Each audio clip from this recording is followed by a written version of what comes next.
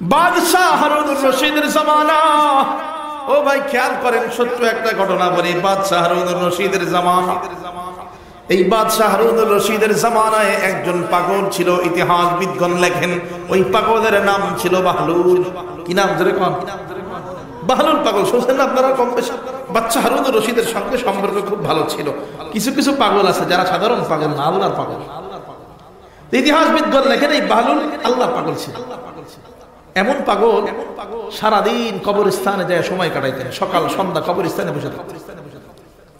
তো বাদশাহ হারুনুর রশিদ একদিন কবরের পাশ দিয়া, কবরস্থানের পাশের রাস্তা দিয়া দলবল নিয়ে যাইতেছে। দেখে বাহলুল কবরস্থানের পাশে যে গাছ আছে, ওই গাছের ডালের মধ্যে বৈশা বাদশার দিকে তাকায় তাকায় হাসে। বাদশা ডাক দিয়ে বলে, কিরে পাগলা, তোর মাথা কি আর ঠিক হবে না?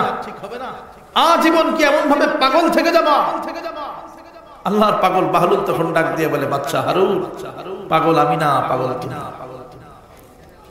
এই কথা বলার পরে বাদশার সঙ্গে তো লোকজন আছে, গায়ে লাগছে কথাটা।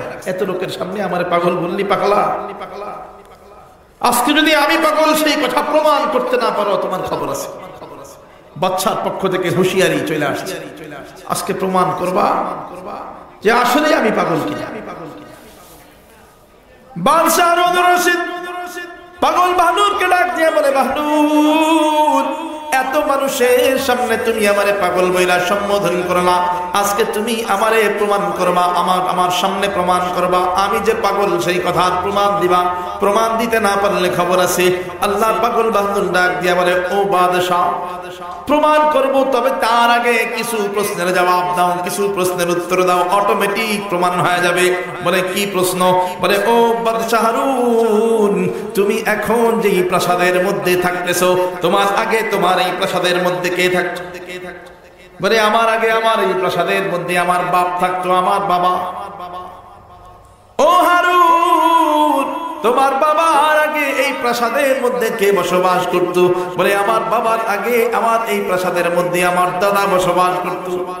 বলে, তোমার দাদা এখন কোথায়? তোমার বাবা এখন কোথায়? বাদশা হারুন ডাক দিয়ে বলে, বাহলুল, আমার দাদা আমার বাবা সবাই এখন কবরস্থানে। বলে, আমি কোথায়? তুমিও কবরস্থানে। সব কবরস্থানে, তোমার বাপ তোমার দাদা তারাও কবরস্থানে, আমিও তো কবরস্থানে আছি।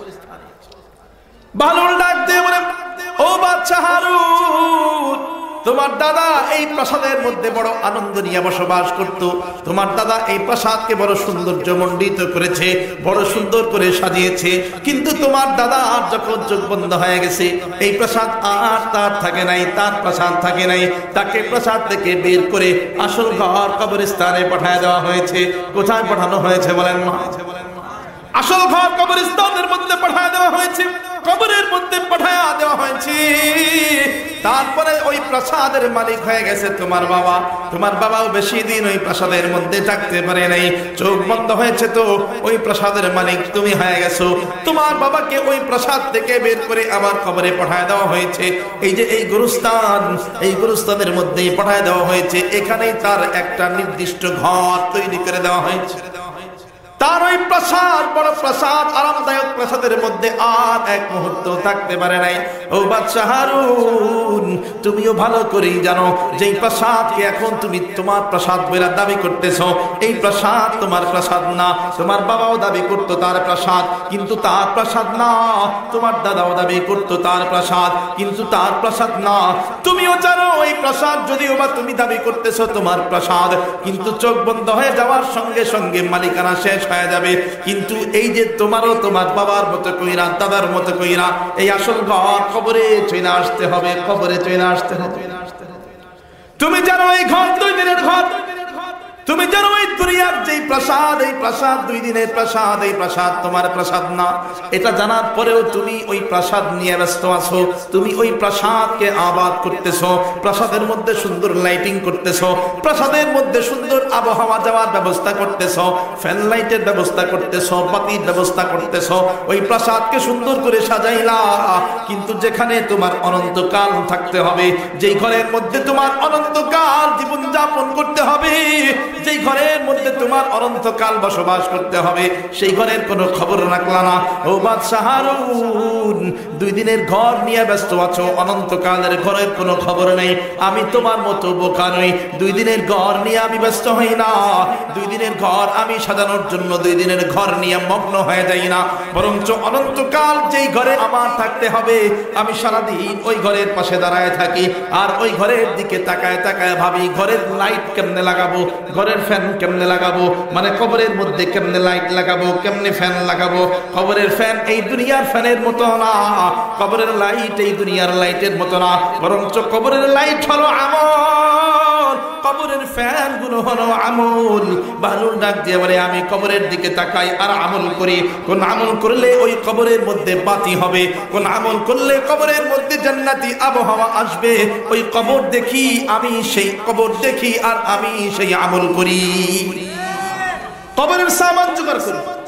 তুমি তো দুনিয়ার ঘর নিয়ে ব্যস্ত হয়ে আছো, যেই ঘরে তোমার বাপ থাকতে পারে নাই, তোমার দাদা থাকতে পারে নাই, তারাও দাবি করেছিল তারা ওই ঘরের মালিক। তুমিও দাবি করো তুমি ওই ঘরের মালিক, কিন্তু না না, তুমিও সেই ঘরের মধ্যে থাকতে পারবা না, তোমারও এই আসল ঘরে চলে আসতে হবে। ও বাদশাহ হারুন, দুনিয়ার ওই 2 দিনের ঘর বাদ দিয়া তুমি আসল ঘরের খবর নাও, আসল ঘরের খবর নাও, আসল ঘরের জন্য সামানা গোছাও, আসল ঘরের জন্য আমল অর্জন করো। কারণ এই ঘরে আসতে হবে, এই ঘরকে সুন্দর বানাও, এই ঘরকে আবাদ করো, এই ঘর নিয়ে তুমি ফিকির করতে থাকো। বাদশাহ হারুন বলে হায় হায়, আমার তুমি এত সুন্দর করে বুঝায় দিলা, তোমার মতো এত সুন্দর করে কেউ আমার বুঝায় দেয় না, তোমার মতো এত সুন্দর করে আমাকে কেউ বুঝায় না। ও ভাই বাহলুল, বুঝলাম আমি পাগল, আমারে কিছু নসিহত করো, দ্বীনের কিছু কথাবার্তা শোনাও, আমারে কিছু উপদেশ দাও। বাহলুল তখন ডাক দিয়ে বলে তুমি তো বাদশাহ, তোমারে কি উপদেশ দিব, তোমার প্রতি আমার একটাই উপদেশ, কোরআন অনুযায়ী রাজ্য চালাও, কোরআন অনুযায়ী রাজ্য পরিচালনা করো। যেহেতু তুমি বাদশাহ, হতে পারে এই কোরআন অনুযায়ী রাজ্য পরিচালনা করার কারণে আল্লাহ রাব্বুল আলামিন তোমাকে ক্ষমা করে দেবে। যেরকম না সুবহানাল্লাহ।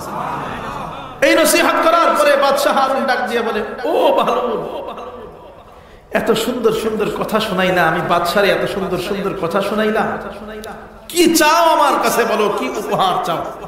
যেই উপহার চাইবা সেই উপহার তোমারে দিয়ে দিব, তোমার মনের চাওয়া আমি পূরণ করব।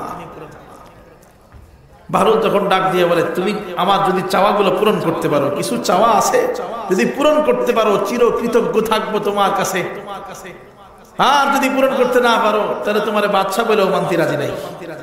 কথা বুঝাইতে পারছি? কি চাওয়া বলো? ইতিহাস বিদ্বান দেখেন চাওয়া, প্রথম চাওয়া ছিল, বাহলুল ডাক দিয়ে বলে আমার হায়াত যখন শেষ হয়ে যাবে তখন তুমি বাদশা আমার হায়াত বাড়ায় দেওয়ার চেষ্টা করো। সম্ভব? বলেন দুনিয়ার কেউ হায়াত বাড়াইতে পারে? দুনিয়ার কেউ সম্ভব বাড়াইতে পারে? আল্লাহর পাগল বাহলুল ডাক দিয়ে বলে হারুন, যখন আমার হায়াতে জিন্দগি শেষ হয়ে যাবে তখন 1 নম্বর চাওয়া হলো তুমি আমার হায়াতকে বাড়ায় দেবা। বাদশাহ হারুন ডাক দিয়ে বলে আমার দ্বারা কোনো সম্ভব না, এইটা আমার দ্বারা সম্ভব না, আমার পক্ষে এই কাজ করা সম্ভব না। তাহলে তুমি যদি আমার হায়াতকে বাড়ায় দিতে না পারো, আমার তো মউত আইসা যাবে, মালাকুল মউত আমার রূহ কবজ করার জন্য আমার কাছে চলে আসবে। ও বাদশাহ হারুন, তোমার তো কত শক্তিশালী বাহিনী আছে, তোমার ওই বাহিনী বড় বড় রাজ্য জয় করে ফেলায়, তোমার কাছে আর্মি র্যাব বিডিআর বাহিনী আছে, তুমি যদি আমার হায়াতকে বাড়াইতে না পারো মালাকুল মউত তো আমাকে নেওয়ার জন্য চলে আসবে। যখন মালাকুল মউত আমাকে নেওয়ার জন্য চলে আসবে তখন তোমার ওই শক্তিশালী আর্মি র্যাব পুলিশ বিডিআর বাহিনী দিয়া ওই মালাকুল মউতকে রাস্তার মধ্যে আটকায় রাখবা। সম্ভব? সম্ভব। আল্লাহ পাক রব্বুল আলামিন তো কোরআনের মাধ্যমে জানায় দিয়েছেন মৃত্যুর থেকে তুমি যেথায় পালাও, মৃত্যুর থেকে যদি তুমি লোহার খাঁচা বানিয়ে স্টিলের আলমারি বানিয়ে যেখানেই তুমি পালাও সেখান থেকে তোমাকে মালাকুল মউত যায়া গ্রেফতার করে নিয়ে আসবে।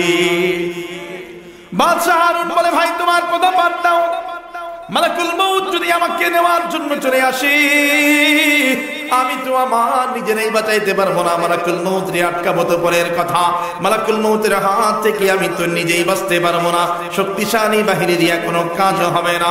আল্লাহ পাগল বাহলুল তখন ডাক দিয়ে বলে, ও হারুন, প্রথম জিনিস চাইলাম তুমি দিতে পারলা না, 2 নম্বরে চাইলাম মালাকুল মউত রে আটকায় দাও, সেটাও তুমি পারলা না, তাহলে তো আমার মউত হয়ে যাবে, আমার মরণ হয়ে যাবে। মরণের পর যখন হাসরের ময়দান কায়েম হয়ে যাবে, আল্লাহ পাক রব্বুল আলামিন যখন জান্নাত জাহান্নামের ফয়সালা দেওয়া শুরু করে দিবেন, আমি বাহলুলকে আল্লাহ পাক যখন জাহান্নামী বানায় দিবেন, যদি আমাকে জাহান্নামী বানায় দেওয়া হয়, তোমার কাছে আমার 3 নম্বর চাওয়া হলো, তখন তুমি আমাকে জান্নাতে ঢোকানোর ব্যবস্থা করে দিবা। সম্ভব? এটা সম্ভব? বাদশা হারুন ডাক দিয়ে বলে, ও পাগল বাহলুল, আল্লাহ পাক রব্বুল আলামিন যদি কিয়ামতের দিন হাসরের ময়দানে আমার ভাগ্যে জাহান্নাম দিয়ে দেয়, আমাকে যদি জাহান্নামী বান্দা বানায় দেয়, আমি তখন কি করব সেটা আমি নিজেও জানি না, কারণ আমার পক্ষে আল্লাহর সামনে দাঁড়ানোর কোনো ক্ষমতা নাই, কোনো সাহস নাই। দুনিয়ার জমিনে এত ক্ষমতার অধিকারী, কিন্তু কিয়ামতের দিন আল্লাহর সামনে কোনো ক্ষমতা চলবে না। সারা দুনিয়ার কেউ সেই দিন আল্লাহর সামনে মাথা তুলে দাঁড়াইতে পারবে না। এই যে বড় বড় ওলিয়া উলিয়া গাউস কুতুব যা কিছু দেখেন না কেন, সেই দিন সবাই শুধু চিৎকার করে করে নিজেকে নিয়ে ব্যস্ত থাকবে, চিৎকার করতে থাকবে, আল্লাহর দরবারে চিৎকার করতে থাকবে, হাসরের ময়দানে চিৎকার করতে থাকবে। আমার নবীরা পর্যন্ত সেই দিন আল্লাহর সামনে যাইয়া মাথা তুলে দাঁড়ানোর সাহস করবে না। সবাই বলবে নফসি নফসি নফসি। বাদশাহ হারুন বলে, সেই দিন আমি কোথায় থাকবো? আমারই তো কোনো খবর থাকবে না, আমিও তো চিৎকার করতে থাকবো, সেই দিন আমি তোমার জন্য কেমনি জান্নাতের ব্যবস্থা করব।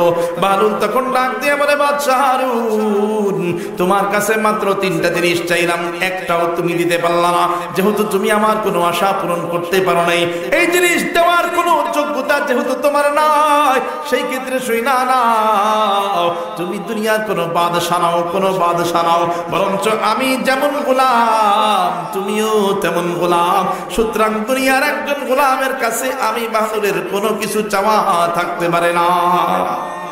এই জন্য কবি বলেছেন, कैसे कैसे ताजदारू बादशाह चल गए, ओ खजीना वाला खाना शान शौकत क्या हुई, कैसे कैसी खूबसूरत रानिया शहजादिया, तन बदन सब गल गया है, शिक्ल सूरत क्या हुई, यहाँ हम सब मुसाफिर हैं, कब्र आखिर ठिकाना, कोई आगे रवाना है, कोई पीछे रवाना, कोई आगे रवाना है, कोई पीछे रवाना।